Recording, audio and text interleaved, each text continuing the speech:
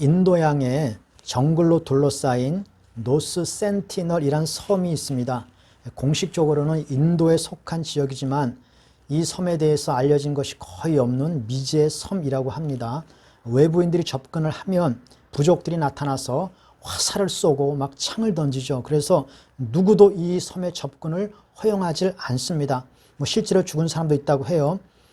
인도 정부는 이들의 생활 방식을 존중하고 그들을 인정해서 그 섬에 접근하는 것을 법으로 금지하고 있다고 합니다. 그래서 이 섬의 부족들이 몇 명이 살고 있는지, 무슨 언어를 사용하고 있는지, 그 풍습이 어떤지 전혀 알려진 것이 없고, 다만 그들의 생활이 신석기 시대 정도의 수준으로 살고 있다라는 정도만 알려져 있다고 합니다. 2018년 얼마 안 됐죠. 2018년 11월에 존 앨런 차우라고 하는 미국 청년이 27살입니다. 그 섬 주민에 대하여 가슴이 뜨거워졌습니다.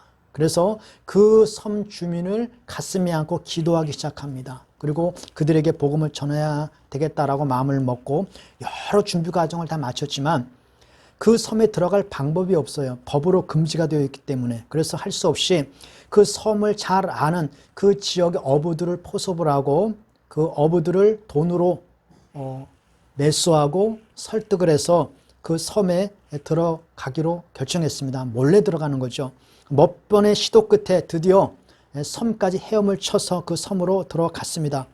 그 청년을 내려주고 갔던 어부가 궁금하잖아요. 어떻게 되었을까? 그래서 몇 시간 뒤에 다시 배를 타고 와서 그 섬을 멀리서 이렇게 바라보는 겁니다. 바라보니까 그 부족들이 그 청년의 시체를 끌고 가는 것을 목격을 했습니다.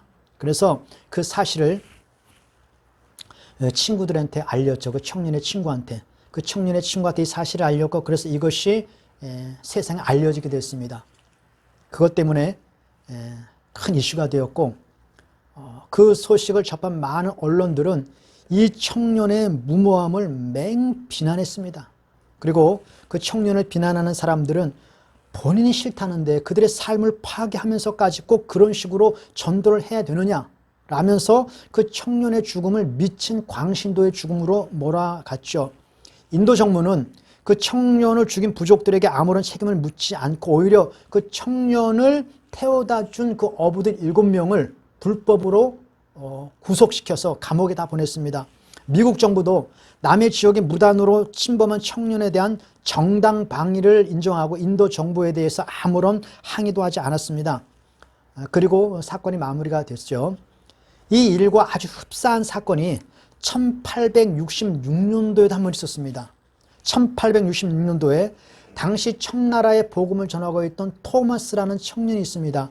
이 청년이 어느 날 동그라미와 세모를 조합해서 만들어진 신기한 글자로 새겨진 성경을 하나 발견했습니다. 그 조선의 성경이에요. 그리고 조선에 대한 상황을 듣기 시작했어요. 가슴이 뜨거워지기 시작했습니다. 이 성경을 조선 사람들에게 읽혀야 되겠다. 그리고 그들에게 주님의 사랑을 전해야 되겠다라는 마음으로 제너럴 셔먼이라는 배를 타고 대동강을 들어갔습니다. 근데 마침 홍수가 났어요. 홍수가 나가지고 그 배가 평양 앞 그 시내까지 떠밀려 간 겁니다.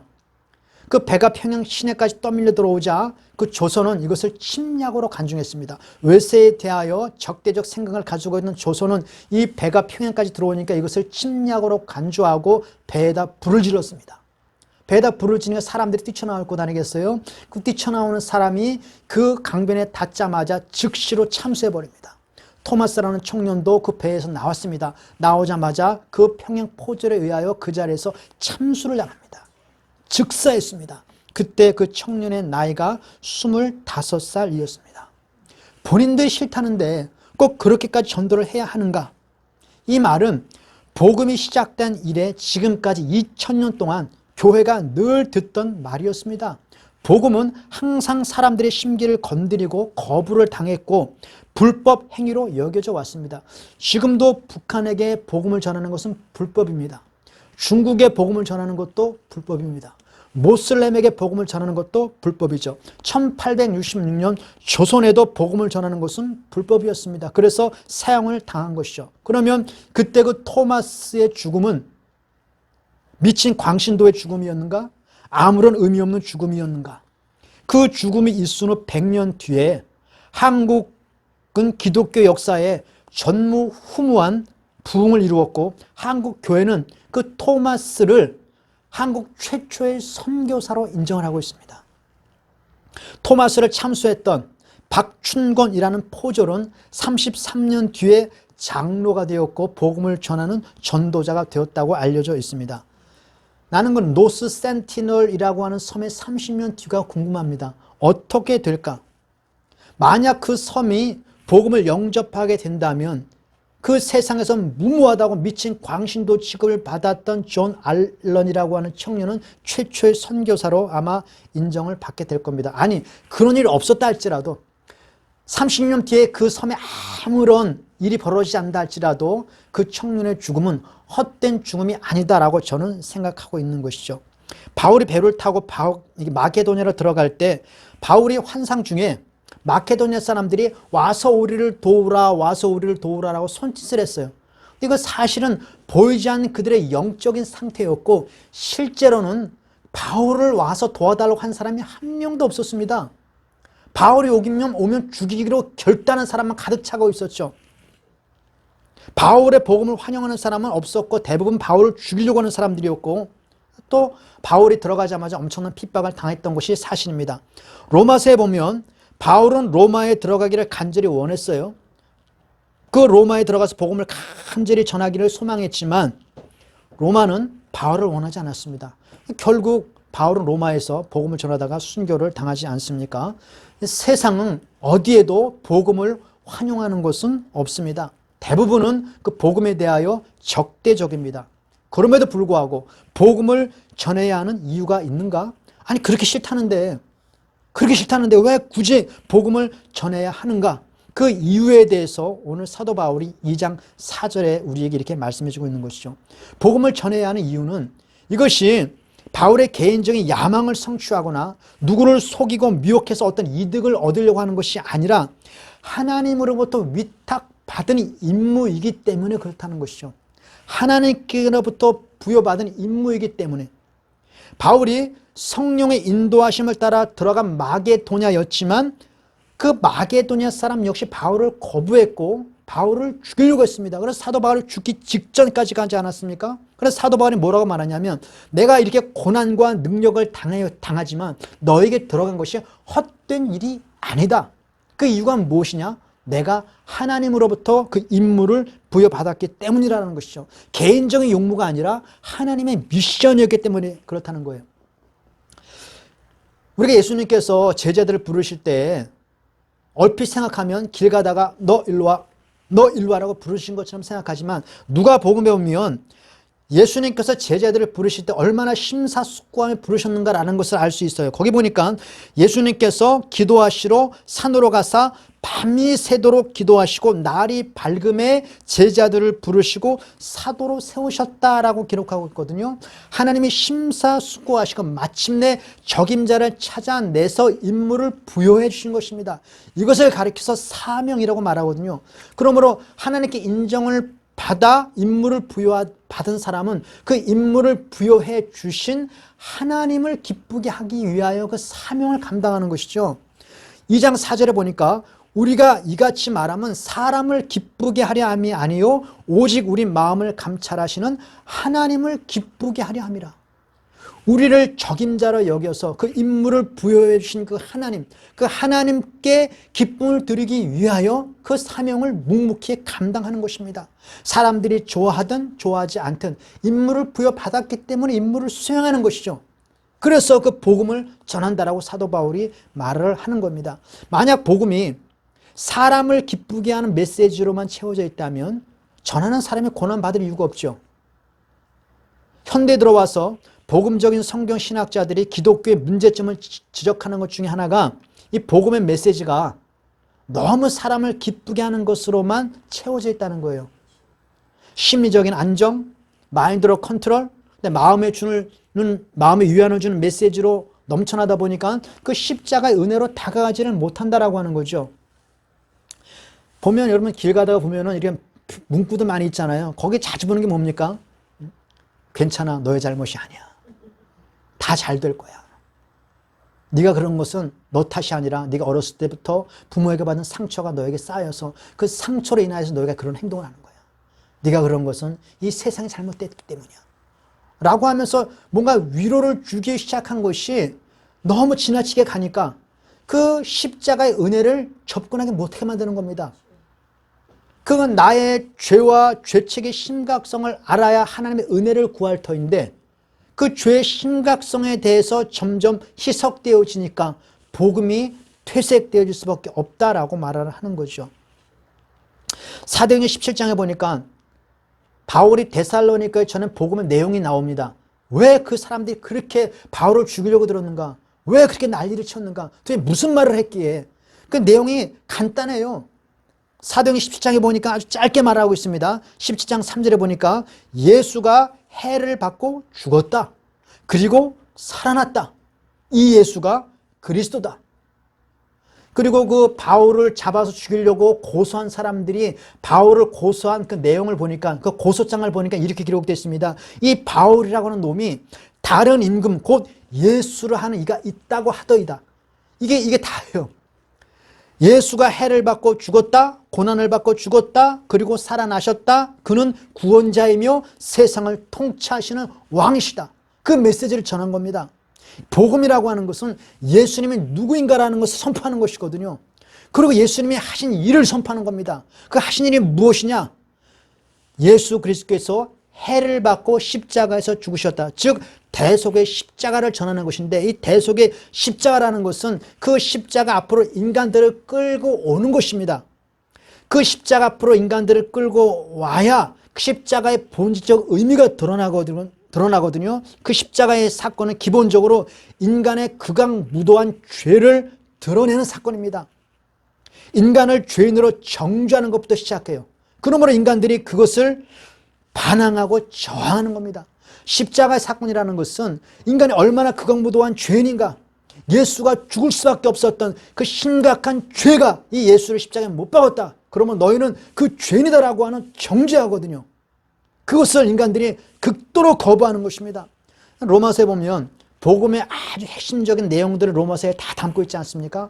근데 복음의 핵심적인 내용을 들어가기 이전에 먼저 사도 바울이 하는 것은 유대인이나 헬라인이나 이방인이나 모두가 죄 아래 있다라고 그를 정죄하는 것부터 시작합니다. 그래야 복음의 메시지가 무엇인가를 알 수가 있거든요. 그 로마서 3장에 헬라인이나 유대인이나 얼마나 큰 죄인인가라는 그 죄의 정죄의 내용을 보면 아주 기가 막힙니다. 한번 들어보세요. 3장 9절부터 쭉 기록되어 있는데 유대인이나 헬라인이나 다 죄 아래 있다가 우리가 이미 선언하였느니라. 사도 바울이 말하는 겁니다. 기록된 바 의인은 없나니 하나도 없으며 깨닫는 자도 없고 하나님을 찾는 자도 없고 다 치우참게 무익하게 되고 선을 행하는 자는 없나니 하나도 없도다. 그들의 목구멍은 열린 무덤이요 그의 혀로는 속임을 일삼으며 그 입술에는 독사의 독이 있고 그 입에는 저주와 악독이 가득하고 그 발은 피 흘리는데 빠른지라. 파멸과 고생이 그 길에 있어 평강의 길을 알지 못하였고 그들이 눈앞에 하나님을 두려워함이 없느니라. 그게 누구냐? 그거 바로 너희라는 겁니다. 유대인이나 헬라는 모두가 다 이 죄 아래에 있고 그 죄 아래에 있는 그 모든 사람은 하나님의 심판을 받아야 하기 때문에 너희는 그 하나님 앞에 심판받을 자임을 알고 회개가 돌이켜 하나님 앞으로 돌아오면 하나님께서 예수 그리스도의 십자가의 은혜로 말미암아 너희를 구원한다라고 하는 것이 메시지거든요. 그것이 십자가 앞으로 그들을 이끌어 오는 것이죠. 이것은 듣든지 안 듣든지 진리이기 때문에 전해야 할 의무가 사도 바울에게 있었고 그 임무를 부여받은 사람들에게 있는 것이죠. 듣든지 안 듣지는 일단 나중입니다. 받은 사람이 전해야 하는 것이죠. 듣지 않겠다는데 뭘 그렇게 전하느냐. 그 시간 낭비 아니냐. 본인이 그렇게 싫다는데 그냥 조용히 살게 내버려둬라. 그냥 너희끼리는 잘 믿고 그냥 조용히 살게 내버려둬. 이것이 세상이 교회를 향하여 끊임없이 주장하는 것입니다. 그럼에도 불구하고 복음을 전해야 할 이유는 하나님으로부터 임무를 부여받았기 때문에 이 복음이 내게 아니에요. 내게 아니라 하나님께서 나에게 맡겨주신 임무입니다. 그러므로 전해야 하는, 전달해야 할 의무가 우리에게 있다는 겁니다. 그래서 사도 바울이 전하는 것이죠. 그 외국 유튜브에 아주 그냥 이렇게 화제가 된 한국 영상이 하나 있습니다. 어떤 영상이냐면 홍수가 나가지고 길이 다 물에 잠겼어요. 뭐 물건이 둥둥 떠다니고 차도 다니지 않습니다. 그런데 그 물로 가득 찬 그 도시에 오토바이 한 대가 쏜살같이 물을 헤치고 지나갑니다. 자세히 보니까 음식 배달원이 음식을 배달하는 장면이에요. 사람들이 그걸 깜짝 놀랐습니다. 음식 배달원은 음식을 그 사람이 먹든지 갖다 버리든지 그럼 음식 배달원이 할 일이 상관할 바가 아니고 음식을 받았으면 전달해야 할 의무가 있는 것이거든요. 그 배달원이 할 일입니다. 복음을 우리가 전달받았기 때문에 전달해야 할 의무가 있는 것이죠. 사도 바울이 지금 그것을 말하는 거예요. 지금은 그 젊은 사람들의 그 알바 순위, 알바 제일 인기 있는 순위가 아마 PC방, 뭐 그 편의점, 뭐 카페 이런 거죠. 우리가 젊었을 때, 내가 어렸을 때의 그 알바, 그 최고의 인기 있는 알바 순위는 그 가스 배달이었습니다. 가스 배달. 지금은 도시가스지만 옛날에는 다 프로판가스 썼거든요. 가정도, 그 다음에 모든 가게마다 다 가스통에서 연결하고 프로판가스 썼기 때문에 가스 배달이 굉장히 많았습니다. 그래서 젊은 사람들이 오토바이트다가 가스통 메고 막 가스 배달하고 다녔죠. 그 외국의 그 폭주족이 한국에 왔다고 기어바라고 도망갔다는 거 아닙니까? 한국의 폭주족들은 전부 다 가스통 뒤에 메고 길거리를 헤맨다, 길거리를 폭주하고 다닌다고. 그 재밌는 얘기 들었는데, 그 김일성이가 남한을 남침하기 위해서 이제 정탐을 보냈습니다. 간첩을 보냈는데 간첩이 한국 상을 쭉 둘러보고 이렇게 보고했답니다. 한국 남침 불가합니다. 왜냐하면 한국에는 젊은 자살 특공대들이 전부 가스통 메고 길거리를 활보하고 있다고. 그런 얘기 들었는데, 그 가스통 위험하든 위험하지 않든 간에 그 가스 배달원은 전달해야 할 의무가 있는 겁니다. 그것이 사명입니다. 복음을 우리가 위탁받았습니다. 그건 내게 아니에요. 위탁받은 것이기 때문에 전달해줘야 되는 것입니다. 그것을 사도 바울이 말해 주는 것이죠. 고린도전서 9장 16절에 보니까 내가 복음을 전할지라도 자랑할 것이 없으면 내가 부득불 할 일입니다. 왜냐하면 나는 사명을 받았노라. 이게 사도 바울의 말입니다. 우리는 가끔 이런 질문을 받습니다. 복음을 전해도 전혀 효과도 없는 모슬렘 지역이나 뭐 북한이나 공산권 지역에 굳이 전도를 해서 분쟁을 일으킬 필요가 있느냐? 아니 열매라도 있으면, 결실이라도 있으면 좀 낫겠는데 결실도 없고 사람만 죽어나가는데 뭐하러 그렇게 그 귀한 생명을 낭비해 가면서 그래 극성맞게 복음을 전하느냐? 뭐 실제로 그렇습니다. 북한에 복음을 전하러 몇몇 사람이 시도했지만 성공한 사람이 없어요.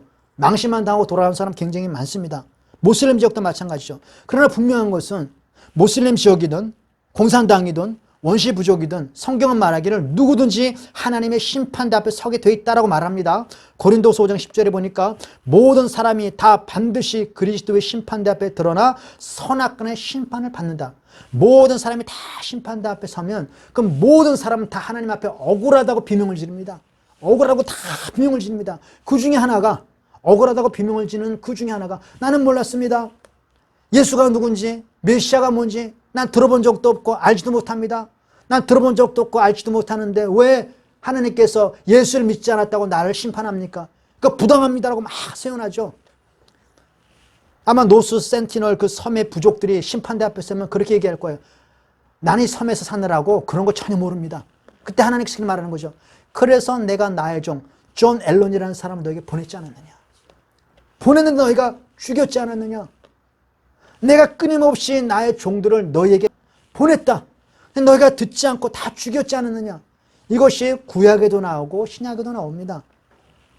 예레미야 29장에 보면 하나님께서 이스라엘의 심판을 선언하십니다. 그때 이스라엘 백성들이 억울함을 호소합니다. 억울함을 호소할 때 하나님께서 뭐라고 말씀하시냐면 내가 내 종 선지자들을 꾸준히 보내었으나 너희가 그대의 말을 듣지 않았다. 그리고 오히려 죽였다. 예수님도 말씀하시죠. 내가 포도원의 실과를 받으려고 종들을 보냈다. 그럼 너희가 내 종을 죽였다. 그래서 내가 또 보냈다. 또 보냈는데 너희가 또 그를 죽였다. 그래서 내가 마지막으로 내 아들까지 보냈다. 너희가 아들까지 죽였지 않았느냐? 그러므로 하나님 앞에 모든 사람이 심판을 받을 때 누구도 핑계할 사람이 없습니다. 누구도 핑계할 사람이 없어요. 하나님께서는 끊임없이 계속적으로 하나님의 종들, 하나님의 백성들, 복음을 위탁받은 사람들을 끊임없이 보냈습니다. 그런데 그들을 다 죽이고 거부한 것이죠. 복음을 위탁받은 사람들은 끊임없이 전해야 합니다. 그것이 하나님께 부여받은 사명자의 의무이기 때문에 그렇다라고 하는 것이죠. 복음을 전해야 하는 두 번째 이유는 하나님의 사랑 때문이죠. 요한복음에 보면 이런 말씀이 있어요. 빛이 어둠에 비치되 어둠이 깨닫지 못하더라.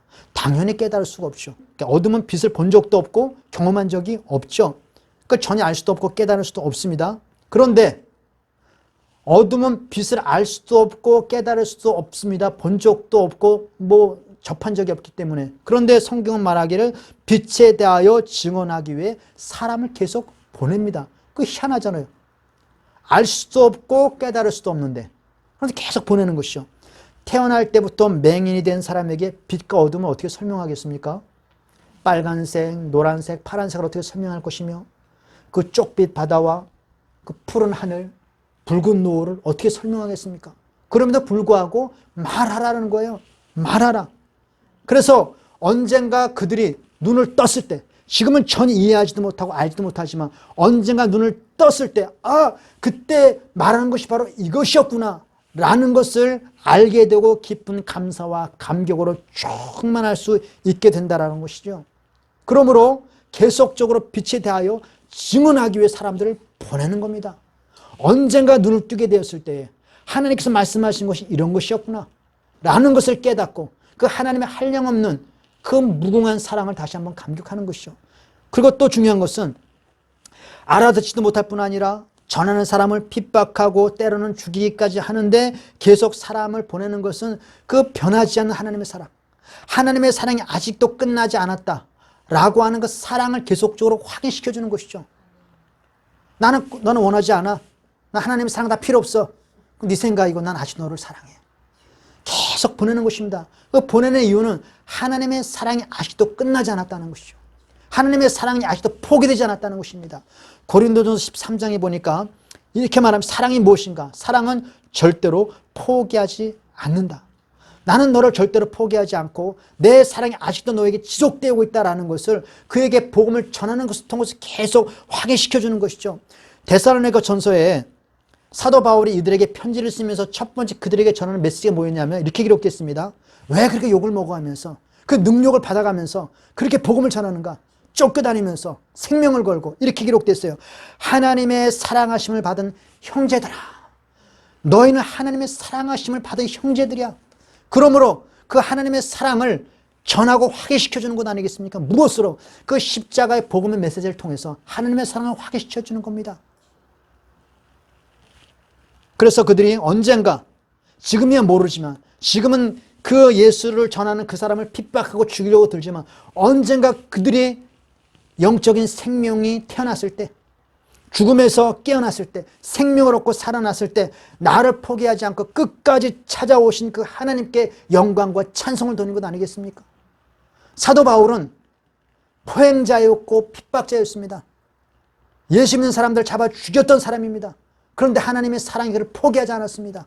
그에게 찾아와서 그에게 복음을 전했습니다. 그래서 그가 살아났습니다. 영적인 생명을 얻었습니다. 그 사랑이 얼마나 감격했는지 그 사랑을 어디까지 끌고 올라가느냐, 저 창세전까지 끌고 올라갑니다. 그 창세전까지 하나님의 사랑을 끌고 올라가서 그가 이렇게 말합니다. 그의 사랑하시는 자 안에서 우리에게 거저주시는 바 그 은혜의 영광을 찬송하게 하는 것이나, 그 은혜가 얼마나 감격스럽고 얼마나 큰지 그 은혜의 영광을 찬송하게 하렵니다. 임무를 부여받고 듣지도 않고 알지도 못하고 핍박하는 그 사람들에게 그 복음을 계속 전하는 이유는, 십자가를 전하는 이유는 하나님이 아직도 너희를 사랑하신다. 하나님이 너희를 포기하지 않고 있다. 하나님이 끝까지 너희를 놓지 않고 있다. 라는 것을 확인시켜주는 겁니다.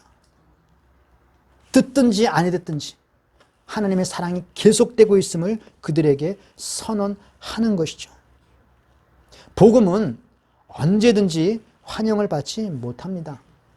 내 가족, 내 친척, 내 형제, 친구들에게조차 환영을 받지 못합니다.